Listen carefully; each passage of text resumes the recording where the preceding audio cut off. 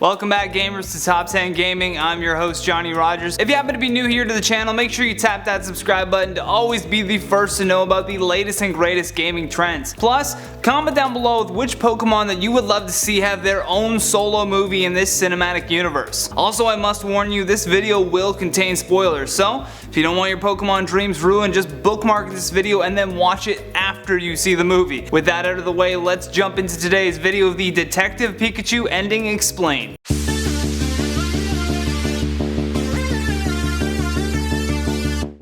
Again, so many spoilers lie ahead of you.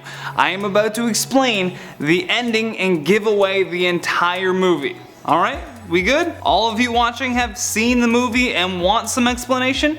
Perfect, let's go. Because the film uses the name detective in the title, many fans expected there to be a plot twist similar to classic detective movies. However, this film explores more of a father and son relationship arc. There is a ton of moments that are meant to make you look the other way in a classic misdirect fashion, but they ultimately lead to a more emotional reveal. Throughout the majority of the film, we believe the antagonist is Roger Clifford, the son of Howard Clifford, who created Rhyme City. Howard uses Tim's own story of not feeling connected to his father to fool him into thinking that his own son is the villain. At the end of the film, though, it's revealed that Howard is truly the villain and his Ditto has been acting as a proxy for his son to carry out his evil deeds. It's a drop your popcorn moment when the Ditto removes his dark aviators to reveal its terrifying beady eyes attached to the face of the Roger lookalike.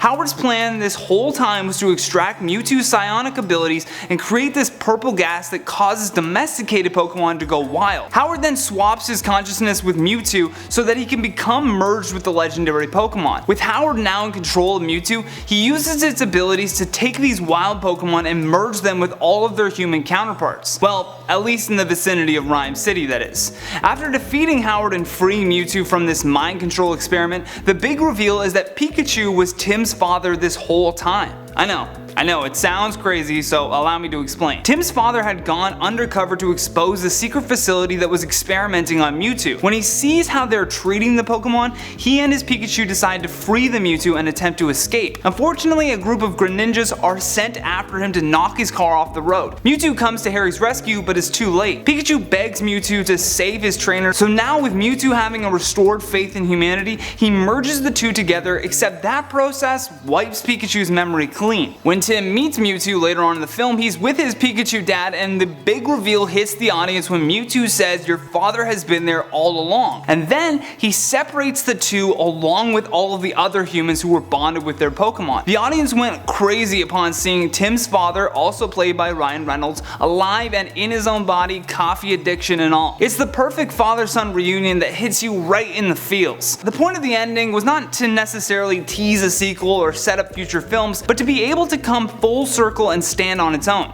The directors do see value in creating a cinematic universe though, so they made sure to keep that door ajar as they take baby steps toward building that world for fans. Hence the reason we don't see something obvious in the ending that would hype people for a sequel. There's not even a post-credit scene, just some really great Pokemon, Game Boy, and comic book series nods interwoven with the credits. Now that the ending of the film has been laid out for you, let's talk about some of those hints dropped throughout the film that would lead us to believe there will indeed be sequels. For starters, when the purple gas is released from the parade balloons, they have a wide shot that really shows how far it's reaching.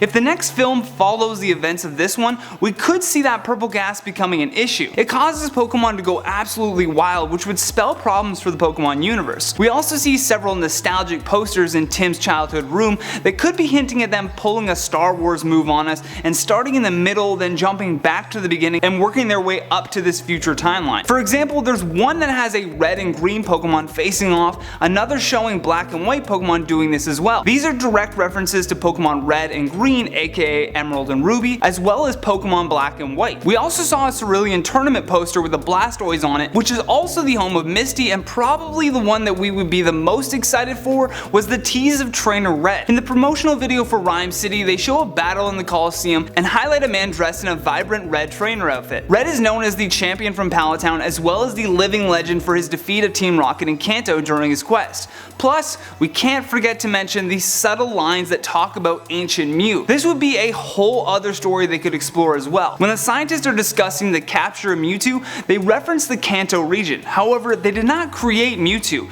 Someone else did from a Mew fossil. They simply just caught that Mewtwo. This mention of Mew is an Easter egg to the Pokemon 2000 movie, which would be incredible to see reimagined into live action. And that has been the Detective Pikachu ending explained. Thank you so much for watching, and if you enjoyed this video, show us some love by tapping that like and subscribe button. Plus, leave us a comment down below if you interpreted the ending differently. And for more videos like this one, just click that playlist on your screen. From Top 10 Gaming, I'm Johnny Rogers. Until next time, take care.